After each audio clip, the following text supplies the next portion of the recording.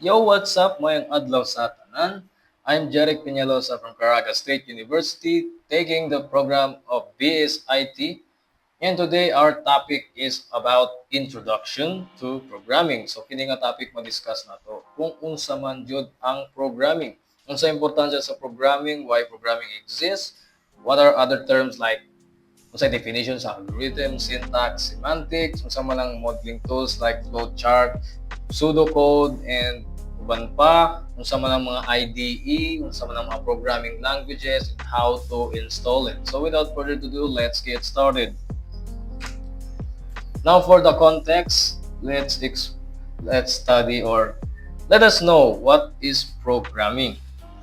Programming is the process of creating a set of instructions that a computer can follow to perform a specific task. So ang programmer or ang tao within the process of programming mo'y maghatag og instructions using the programming languages aron i-execute sa computer and to perform it with a specific task.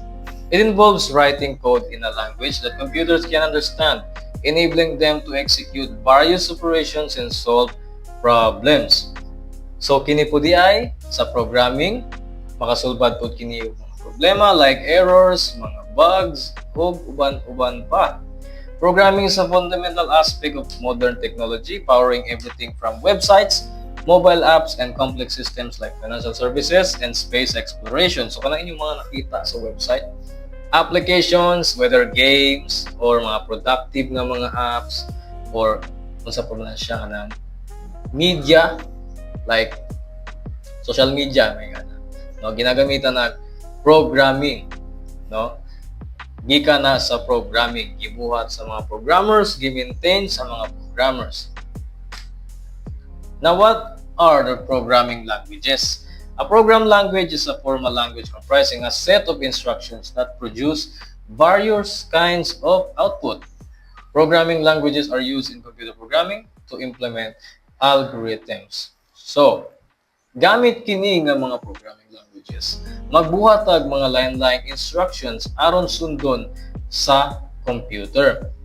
We make kanang maghimo kag algorithm or it is a set of well-defined instructions aron masunod sa computer or ma-perform sa computer. In simpler terms, think of a programming language as a way for you to talk to a computer para magkasinabtanay mo. Kung ang tao na ay language, ang computer na asat and mo na ginatawag na programming language. Lahi-lahi na sila, klase-klase, lahi-lahi syntax, lahi-lahi rules, lahi-lahi o gamit.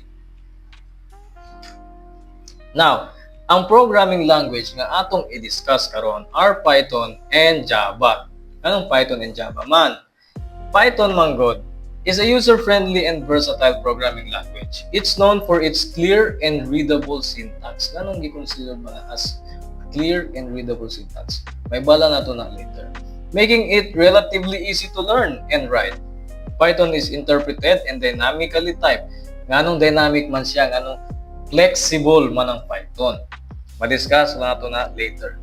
Allowing for faster development. While si Java, kung si Python dynamic, si Java is static, requiring explicit type declarations which helps catch errors early. Like each variable, but nga dyan na siya kung sa specific nga data type ana, no?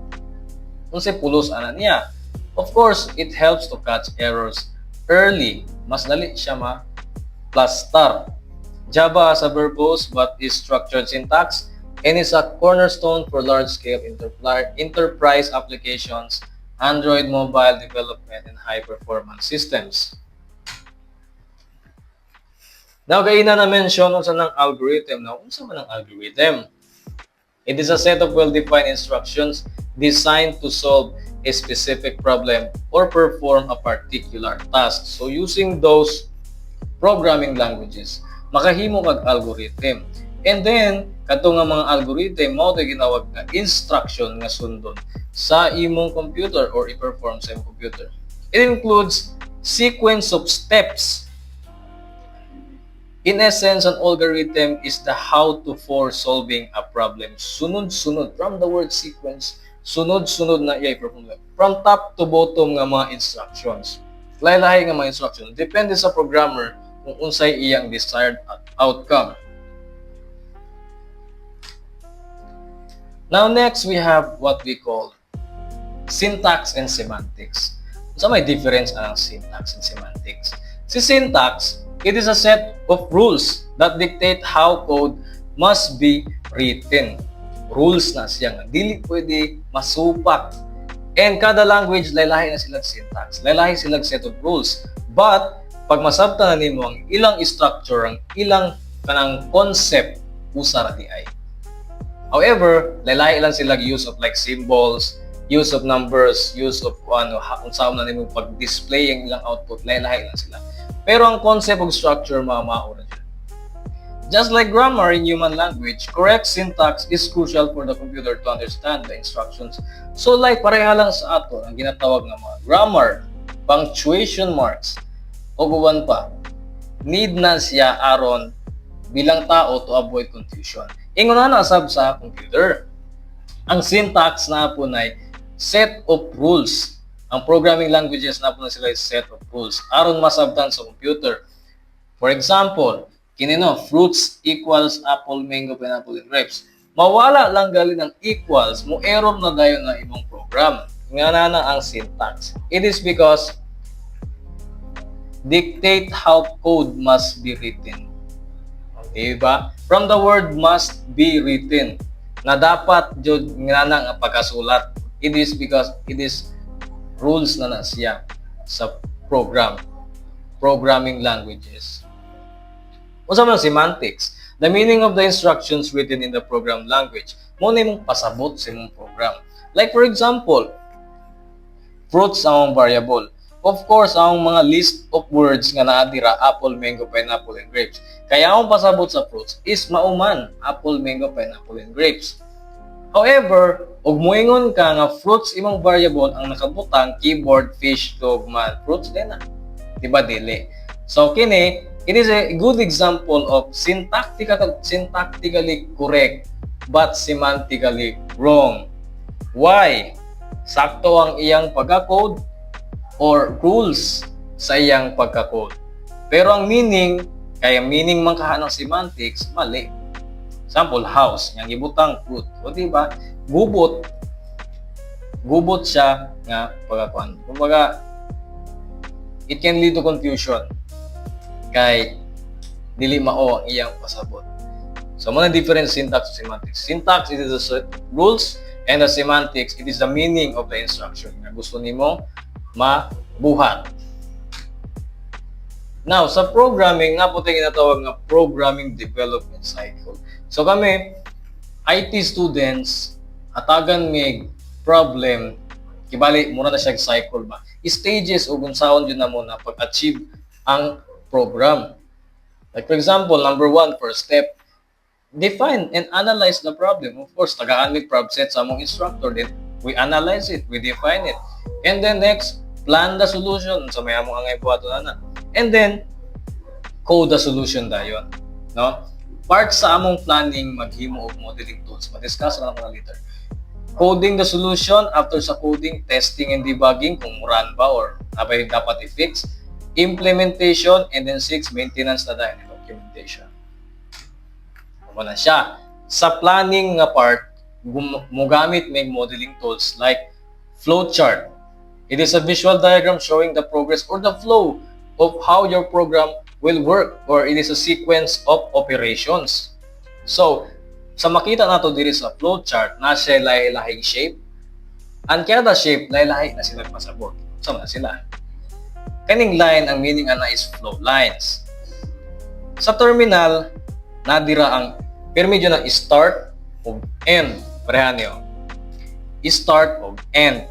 Ganang oblong. Muna yung terminal. Ang parallelogram or ang input and output. Pagdawat o paggawas, pag-display. Permi na siya. Like for example, gusto ka mo dawat o number. Enter a number. So, ang imong ibutang sa flowchart is parallelogram na symbol. And in the rectangle, the process, diri mahitabo ang mga declarations of variables to your values or mga computations na araw. 1 plus 1, 5 plus 2, ganun. process man na siya. And then diamond, mo ni ang decision or mga condition nimo ibutang. Like, is 5 greater than 10? Is, nga na bitaw. And then, sa line na namutubag na is true or false ba? On-page connector, from the word on-page. Like for example, taas na kayo imong flow. Kay isa ram nakalinya, dili na siya masibo diri sa tumoy. But nga nimo siya on-page connector, meaning on-page, naara siya sa usa ka page ang sumpay sa imong flow. Naara diri ang sumpay. Butang kag 1, butang po nimo siya 1 para mahibal-an nga sumpay na sila. Kay same naman sila kuan number. Pag na po kay another flowchart, di 2 na po ibutang, 2. And then sumpay niyang on-page connector, another 2 na po. So ina na siya. Kung sa man ang off-page connector, kini nga shield nga kuan symbol from the word off-page, lahi na pud siya nga page. So mogamit kag ingon na kapag ang imong flowchart dili na jud siya sibo sa isa ka page, like you need to create another page. So para masumpay ra sila, you need to use off-page connector. Tumoy aning una nimo nga page and then sa sugod, pinakasugod nimo dahil sa next page. Mo na siya. And then number gyapon, nga gyapon siya number. Next modeling tool we have called the pseudocode. Unsa man ang pseudocode? Is a non-standard English-like statements containing sentences and phrases that look closely similar to the syntax of a programming. So pareho siya syntax, no? Mura siya kanang programming gyapon, pero dili siya programming. Kanang part ra gyapon siya sa plano nga makita kung unsa jay step by step nga dagan sa imong program. Mura siya flowchart lang gihapon without using symbols. Like wala lang, gisulat lang nimo na po siya start, na po siya end, o na po siya process dili nga if the number ba daw is between 90 and 100, then display the grade to A. O ma-discuss na ito na kanang if o else, ma-discuss na ito na later sa mga susunod ng mga video. Next, or the last modeling tool na itong example diri is what we call the input chart. Kung sama ng input chart or input chart or whatsoever, what say tawagan na, which stands for Input Process Output Chart, is a fundamental tool used in systems analysis and software engineering to structure and understand the flow of information within a system or program. So simple na kayo siya from the word input, di butang nga IPO, input, process, and output. Makita niyo diri sa input or unsay iyang gidawat, sa pagdawat unsay iyang process or unsay gibuhat sa katong mga gidawat. And then ang resulta, output or the consequence sa process. Ngano na siya?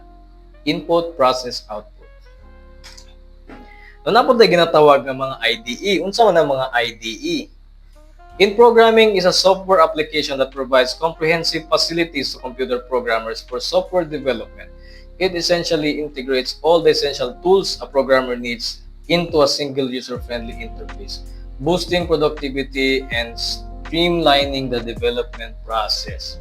So diri na namo, like diri ginabuhat ang tanan code na gusto nimong i-sulat or i-execute sa IDE. Direct klase sa IDE like online GDB, VS Code, or mga lahi-lahi, PyCharm or whatever. Ma-discuss na ito na.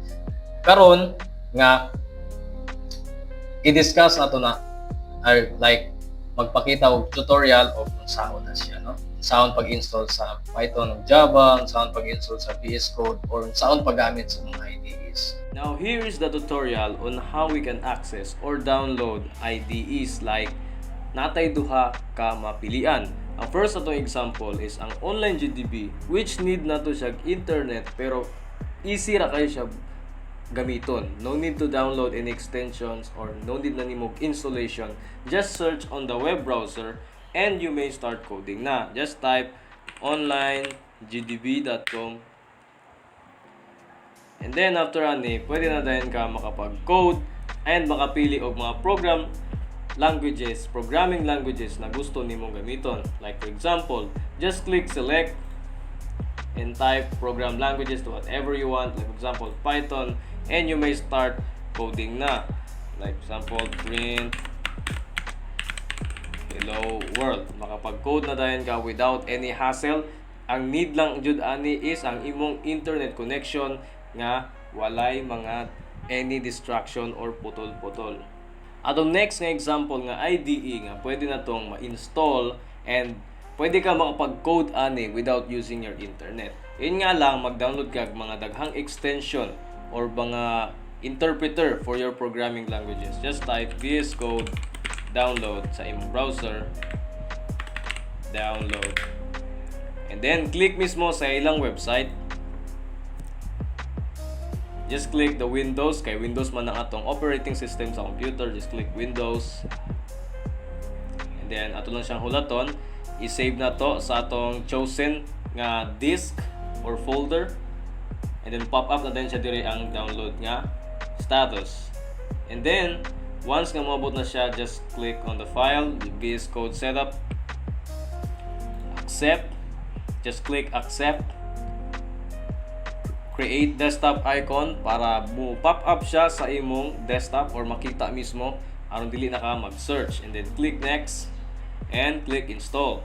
So sa case man gud nako guys is naa na ko na-install daan nga VS Code, so dili na ko need na i-click pa ang install kay naa naman ko daan nga na-download na VS Code na. After man gud ato, pwede na nimo siya gamiton. Just click the VS Code and then ang first ana nga mugawas, like mag-create na kag new text file nimo or maghimo kag folder, and then you may start coding na.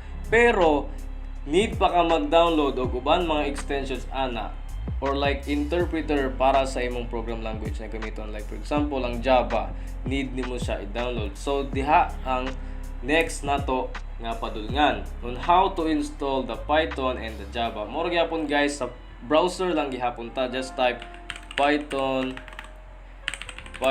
download. Click lang gyapon sa ilang mismong website, download the Python, download Python 3.13.3, and then click your disk nga imong choice, just save it, and then click the file, open it, and then install now sa imong disk. Just click install, yes.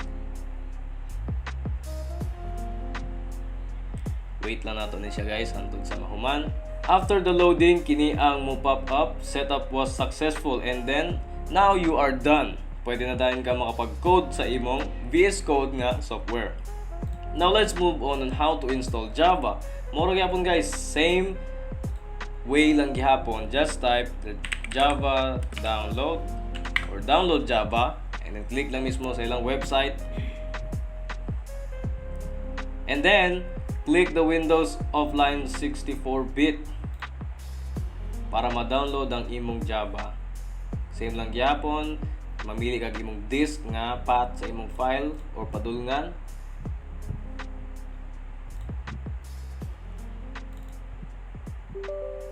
Just click yes, and then install. And then wait nga mahuman ang loading. And that's it. Ingana ra ka simple on how to install the Python and the Java interpreter to your computer, and how to use or how to install also different IDEs like Online GDB and VS Code. So that's all for today's video guys, and thank you for watching.